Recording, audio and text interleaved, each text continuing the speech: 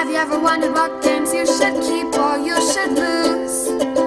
Find out here at Purge Reviews.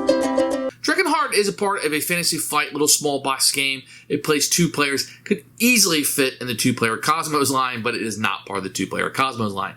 Dragonheart is a game about hand management and replaying cards down to the table, and certain cards played down will allow you to pick up other ones and score them based on where the arrows are on the board. So if an archer comes out, it can shoot down that dragon out of the sky and you grab those points.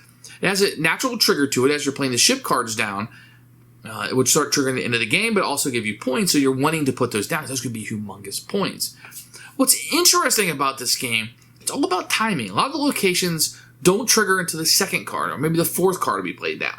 So you don't want to be setting up your opponents all the time, but you can't just wait for all those cards because each round you have to play something. So sometimes you just kind of put that dwarf down, maybe the 3rd one, hoping your opponent doesn't have the 4th one because they just played a dwarf card. They played 2 of them, put down the first 2, so I'm going to put down the 3rd one. Did they just draw a dwarf card? Because if they had the 3, would they have played it? And this kind of drives you crazy as you're playing it. This is a fun one. This is what I don't hear people talking about much, but this is a really fun 2-player game that I think more people should go back and play. Dragonheart, it kind of has a generic fantasy theme kind of on it. That's going to turn some people off, but this is one that we had a lot of fun with. It only plays 2 players, kind of has the hand management of timing is very important to you. Luck can play a factor in this game. You don't actually know, but you can do a little bit of bluffing in this game and deduction about what has already scored. That can be very interesting. So Dragonheart is one I would tell you, go back, track this one down, play this one, and I would be happy for this one to get re-released. It's a keeper for us. So this is Dragonheart, which is a fantasy flight game, but looks exactly like the 2-player Cosmos games. Going to get a rule book, which we'll take a look at in a few minutes. We're going to have this really pretty board, and it'll spend a lot of this time covered up, but this is a really gorgeous kind of mural here. It's very nice because the arrows tell you where everybody goes when they're attacking or whatever, so it's very good. You're going to get an insert that probably isn't made for this game, but it fits perfectly. You have the 2 decks of cards, your little dragon guy up there. And I should mention, it's a pretty cool little dragon miniature. This is back when Fantasy Flight used to put a miniature in every game. They were known before CMON as the miniature people. You're going to have the different cards. The 2 decks are going to be the same, except for the back is a little bit different in the color. But you can see the artwork on here will match exactly what's on the board with little numbers to denote that. Very good. This has held up very much over the years. It shuffles very well. Not a lot of components, to be honest. Here's the rulebook, very easy. The text is a little small, but the object of the game, the components, there's not a lot in here, and then set up right there. Very easy to do. You're going to have the game turn. You can play cards, collect, and draw. It's very, very simple to win the game. Then they go over each type of card here. Very simple to understand. And once you're playing, it's a very strategic game. A little bit of luck involved, but the rulebook never gets in the way. It's easy reference, and the rules are kept very, very simple. Game's very easy setup. You put your board out. You're going to take your dragon and put the dragon on the dragon spot, shuffle your deck, and draw 5 cards. Everybody will start with 5. On your turn, you can play as many cards as you want of a certain set. So I want to play both these dwarves, or I could play one of them. I could play the dragon, the troll, or the little guy that goes out. So let's say I want to put this guy here. That's fine and dandy. I can do so.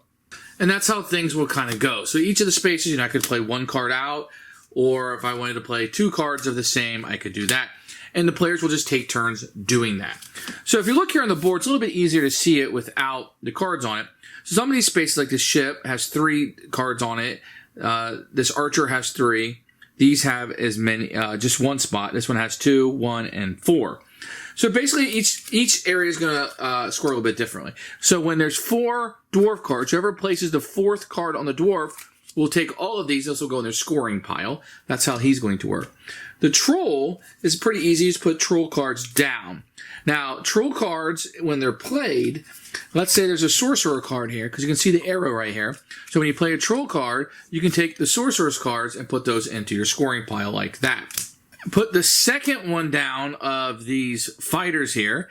Then you can either take whatever sorcerer cards are here. You can see the arrow going there. Or you can fight the troll and take them. So whatever's going to be worth more victory points to you. And that's how he's going to work. Now, if you played a sorcerer card down, if you see the little arrows going, that means if there is a dragon card there, you could take the dragon card and score it. And then you will get this guy right here. You will get to take the statue. And if you're able to get this dragon right here, that means your hand size will go up to 6 instead of 5. Or if you play the sorcerer there, you can always take any of the treasure cards that are here. So you can see the little arrows going both ways. If you're to play down one of these flying dragons here, then the arrow will show you that you could take the treasure there. So the treasure can be taken 2 ways, either placing a dragon card or placing the sorcerer. When you play the third of the archers, you can see the arrow here, you can shoot down the dragon and you can take him from the scoring pile and put him in your scoring pile. The other place on the board is the ships. When the third ship is played down, then you can take any of the cards that are here. The way cards are going to get put into this spot is anytime the archer shoots down the dragon, they will be placed here. Anytime the knight is to fight one of his 2 locations, they come down here. Then, if you place the third ship here, these will come out as a stack above, and you will score whatever cards are here. So will go into your scoring pile.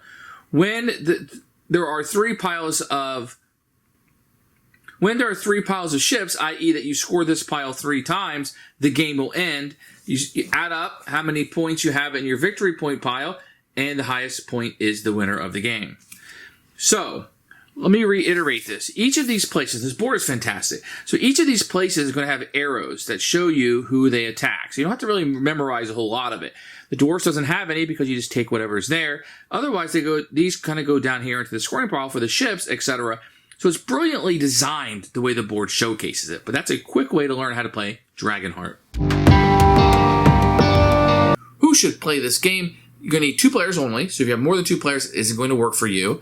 Without hand management, don't mind a little bit of luck involved, but it's interesting how the game is easy to teach. Everything on the board is graphically designed in the best possible way in order to maximize teaching the game and the flow of the game. Fantastic. Fantasy Flight always give you the little miniature back then. That's super cute. Little dragon guy in there. But this one is one that will stand the test of time. I think 2-player people will really enjoy this. Fast, quick playing card game, and one I can highly recommend. It's a keeper for us.